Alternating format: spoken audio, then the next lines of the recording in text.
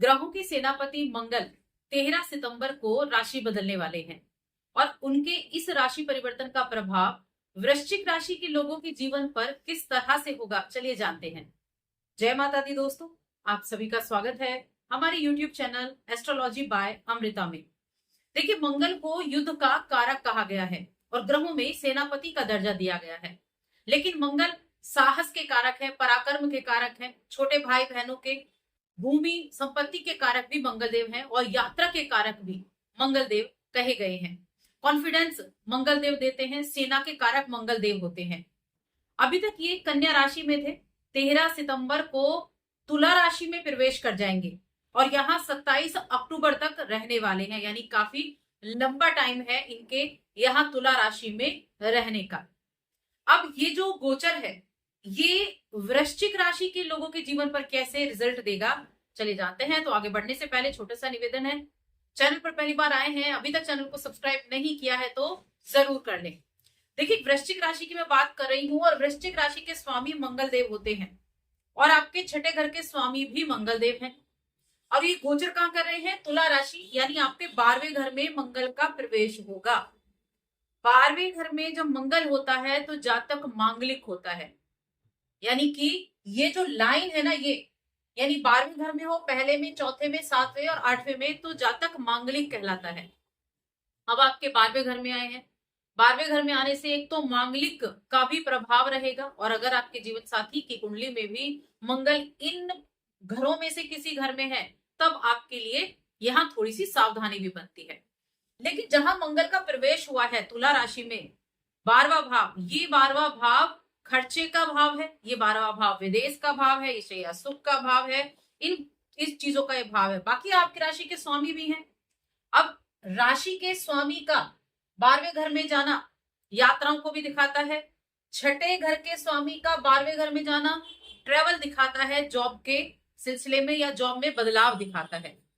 तो कैसी कैसी चीजों में यहाँ आपको बदलाव देखने को मिलेंगे। सबसे पहली चीज तो है कि पैसा तो आएगा, धन आप कमाएंगे। नौकरी करने वाले जातकों के लिए खास तौर से ये टाइम पीरियड ट्रेवल वाला रहेगा।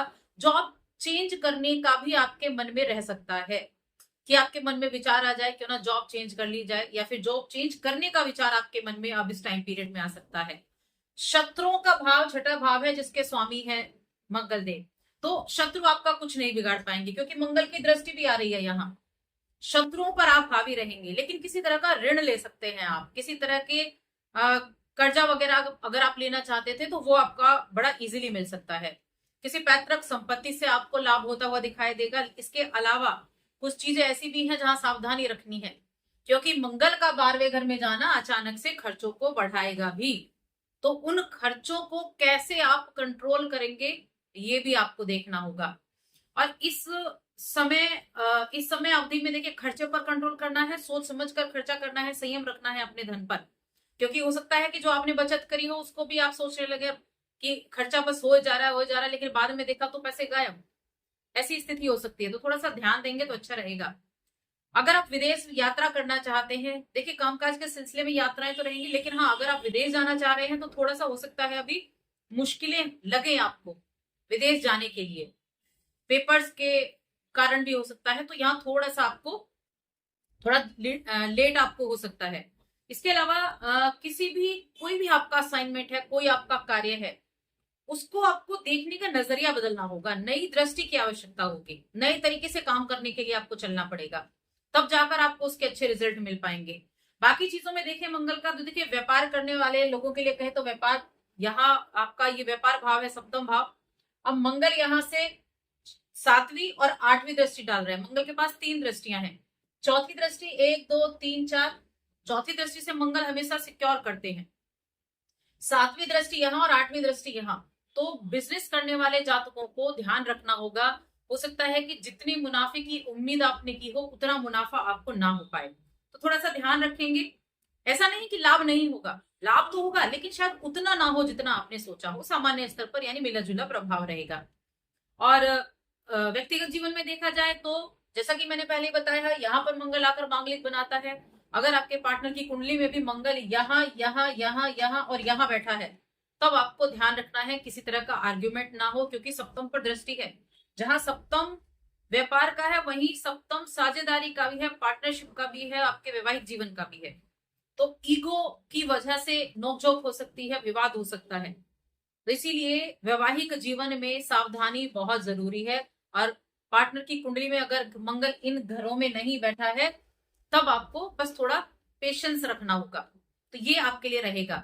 वरना मेंटली बिना वजह के आप परेशान हो जाएंगे वैवाहिक जीवन की वजह से। हेल्थ की बात करें तो हेल्थ का भी ध्यान रखेंगे थोड़ा सा। अगर पहले से हेल्थ इश्यू चल रहा है तो थोड़ा ध्यान रखने की आवश्यकता है। और उपाय मैं आपको बताऊंगी जो आपके लिए बेहद जरूरी भी है। देखिए, 12वें घर जो होता है ये हॉस्पिटल का भाव भी कहा जाता है। इसीलिए राशि के स्वामी का 12वें घर में जाना कहीं ना कहीं हॉस्पिटल के चक्कर भी लगवा सकता है। तो थोड़ा हेल्थ का ध्यान रखेंगे। उपाय क्या करने हैं? उपाय के तौर पर एक तो ओम मंगलाय नमः इस मंत्र का जप आप कर सकते हैं। एक तो ये उपाय करना है।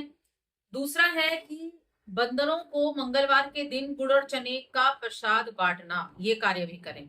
और अगर आप मांगलिक हैं या इस टाइम में आप एक कार्य और कर सकते हैं कि गुड़ का दान कर सकते हैं आप मंगलवार के दिन।